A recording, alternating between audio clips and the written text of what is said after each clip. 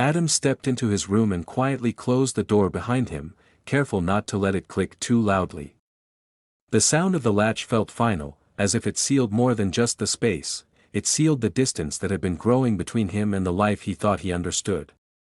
He leaned against the door for a moment, breathing out slowly, unaware that this ordinary night would soon become a dividing line between who he was and who he would be forced to become. The room was neat in a way that suggested effort rather than comfort. Adam had always believed order could compensate for emotional disorder, but lately, it only highlighted what was missing. From the hallway came the faint noise of the television, where Mark sat alone, half watching something neither of them would remember by morning. They had learned to coexist in silence, to share space without sharing much else. Their marriage wasn't broken in any obvious way, it was simply tired. Adam and Mark had been together long enough to stop asking difficult questions. They still cared for each other, but the warmth that once filled their conversations had cooled into politeness. Mark worked late, Adam filled the gaps with routines, and both pretended the quiet didn't bother them. Adam told himself this was what stability looked like, yet some nights the stillness felt more like abandonment than peace. It was during those quiet months that Ethan entered Adam's awareness, not dramatically, not intentionally. Ethan lived next door, a neighbor in the most literal sense, sharing a wall and the occasional nod in passing. He was friendly without being intrusive, observant without being obvious. Their first real conversation had happened by chance, over a power outage that turned strangers into temporary companions. Ethan had laughed easily, listened carefully, and spoken in a way that made Adam feel unexpectedly visible. From then on, their interactions became small but consistent. A greeting in the hallway. A brief exchange about work. An offer to help carry groceries. Nothing inappropriate, nothing that crossed a line. Yet Adam noticed how he lingered after these moments, replaying them in his mind. Ethan asked questions Mark no longer thought to ask. He remembered details Adam assumed were forgettable. Around Ethan, Adam felt like more than a role he had learned to perform. Adam tried to dismiss the feeling as harmless. Attraction, he reasoned, was not the same as betrayal. Thoughts were private, they belonged to no one else. Still, he began to recognize the signs he had ignored before, the slight lift in his mood after seeing Ethan, the disappointment when days passed without crossing paths, the way his thoughts drifted toward the neighbor when his marriage felt most distant. Ethan, for his part, remained careful. He never pushed, never suggested more than conversation. But there was an ease between them that made restraint feel increasingly fragile. Sometimes their eyes met a second longer than necessary, and Adam felt the weight of that pause settle somewhere deep in his chest.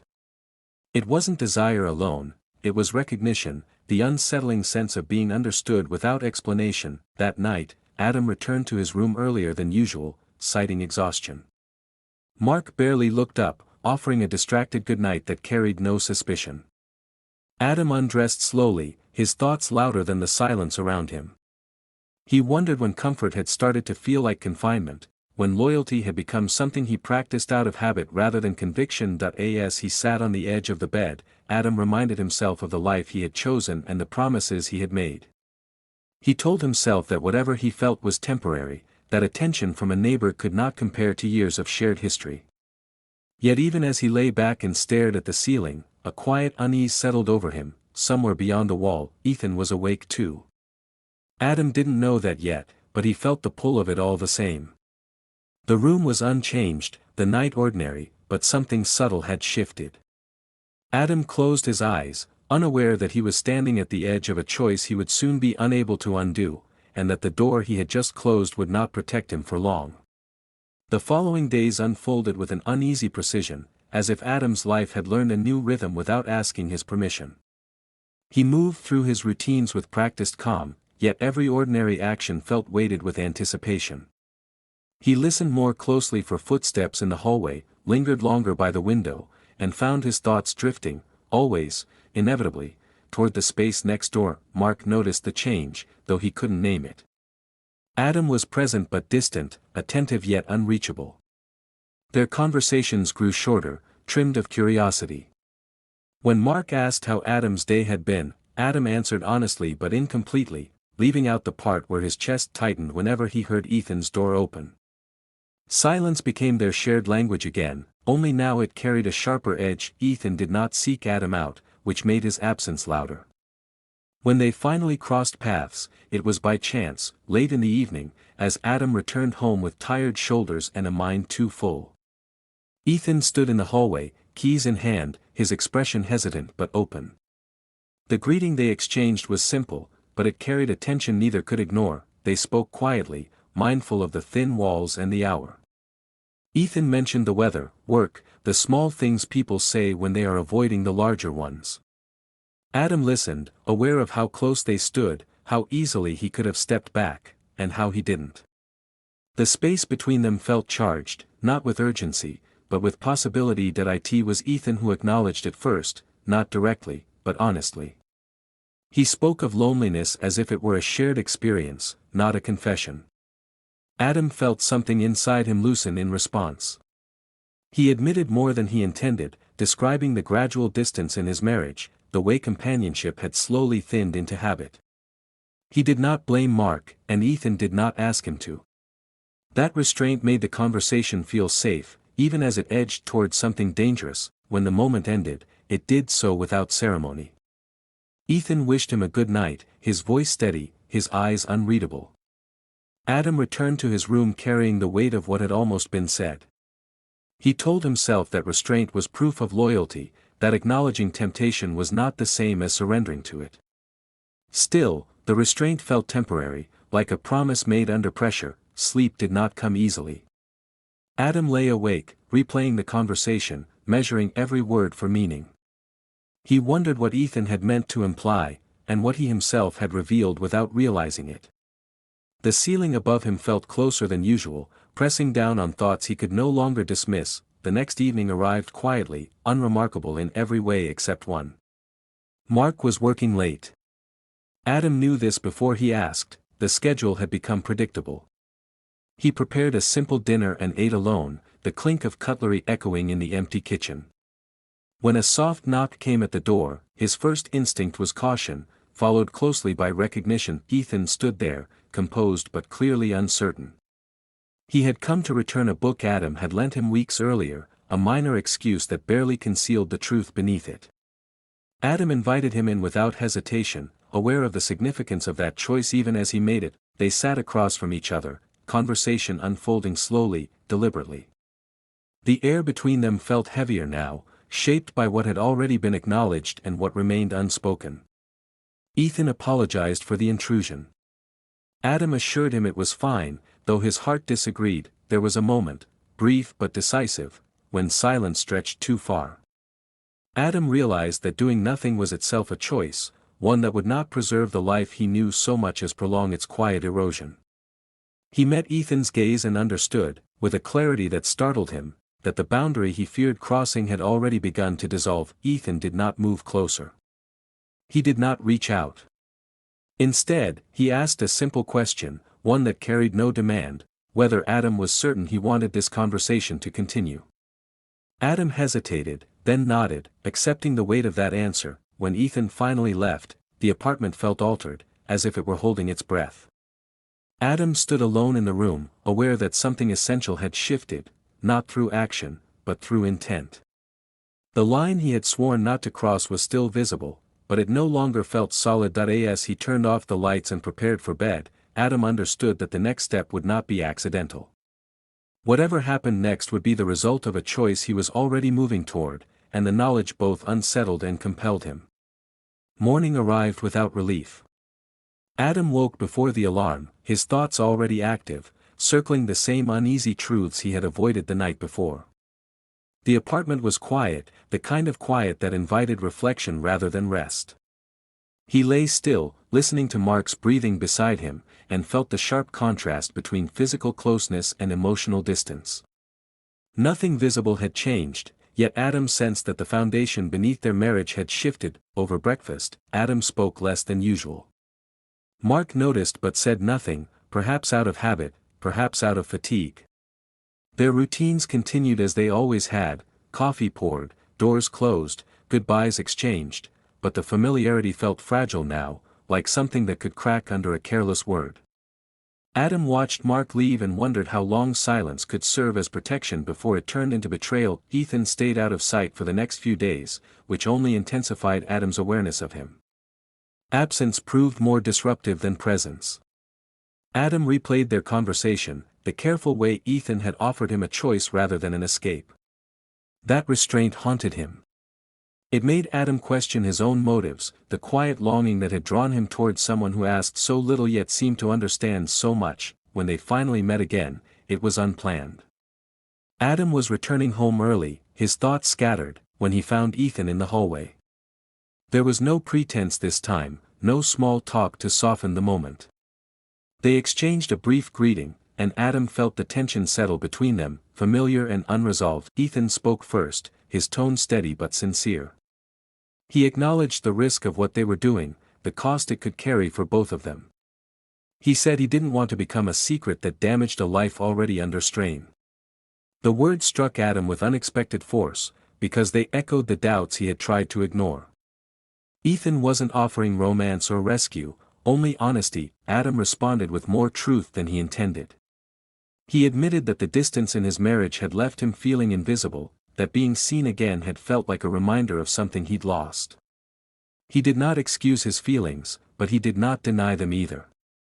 Saying the words aloud made them real in a way thoughts never had. They parted without resolution, but not without understanding. Adam returned to his apartment aware that clarity, not temptation, was now his greatest challenge. He could no longer pretend that nothing had happened. Emotional lines, once crossed, did not reset simply because no one was watching. That evening, Mark asked a question he had avoided for weeks. He wanted to know whether Adam was still happy. The simplicity of it left Adam unprepared. He considered offering reassurance, the practiced answer that would preserve peace, but something in him resisted. For the first time in a long while, Adam chose honesty, even though it frightened him. He spoke carefully, acknowledging the distance between them without assigning blame. Mark listened in silence, his expression unreadable. When Adam finished, the space between them felt heavier, but also more real. Mark admitted he had felt the change too, though he hadn't known how to name it. There was pain in his voice, but also a willingness to confront what they had both avoided. The conversation did not resolve their marriage, but it altered its direction. They agreed to take time, to talk more, to listen differently, to stop pretending that stability alone was enough. Adam did not mention Ethan by name, but the shadow of that truth lingered, unspoken yet present. Later, alone in his room, Adam reflected on the choices unfolding before him.